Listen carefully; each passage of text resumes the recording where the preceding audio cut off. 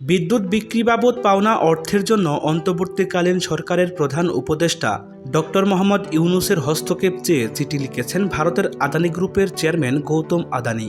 হিন্দুস্তান টাইমসের এক প্রতিবেদনে বলা হয়েছে, দ্রুত $80 কোটি বকেয়া পরিশোধের জন্য চিঠিতে সরকার প্রধানের হস্তক্ষেপ চেয়েছেন ভারতীয় এই ব্যবসায়ী।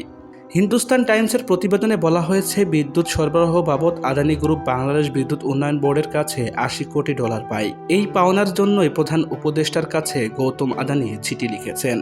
ইকোনমিক টাইমসের প্রকাশিত প্রতিবেদনে বরাতে হিন্দুস্তান টাইমসে খবর দিয়েছে। ওই চিঠিতে গৌতম আদানি লিখেছেন, আমরা যখন বাংলাদেশকে দেওয়া প্রতিশ্রুতি বজায় রাখছি, সেই সময়ে ঋণদাতা আমাদের ওপর কঠোর হচ্ছে। বাংলাদেশ বিদ্যুৎ উন্নয়ন বোর্ডের কাছ থেকে আমরা যে $80 কোটি পাই, সেই অর্থ দ্রুত পরিশোধ করার জন্য হস্তক্ষেপ করতে আপনাকে অনুরোধ করছি। গৌতম আদানি বিদ্যুৎ বিক্রির যে পাওনা হয় তা নিয়মিত ভিত্তিতে পরিশোধ করার জন্য অনুরোধ করেছেন।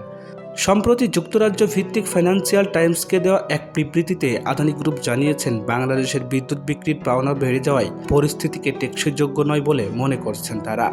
গৌতম আদানি বলেন, একটি আধুনিক বিদ্যুৎ কেন্দ্র ও প্রয়োজনীয় সঞ্চালক ব্যবস্থা তৈরি করতে আদানি পাওয়ার $200 কোটি বিনিয়োগ করেছে।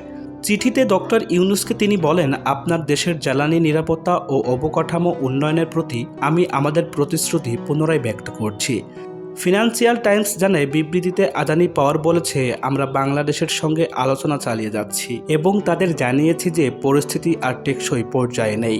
কারণ আমরা একদিকে যেমন বিদ্যুৎ সরবরাহের বিষয়ে প্রতিশ্রুতি বজায় রাখছি, অন্যদিকে তেমনি আমাদের ঋণদাতা ও সরবরাহকারীদের কাছে দেওয়া অঙ্গীকারও রয়েছে। ওই প্রতিবেদনে বলা হয়, অর্থ পরিশোধের দায় বাংলাদেশের সার্বিক জ্বালানি সংকটেরই একটি অংশ। বাংলাদেশের বিদ্যুৎ সংক্রান্ত দায়ের পরিমাণ $370 কোটি উঠেছে।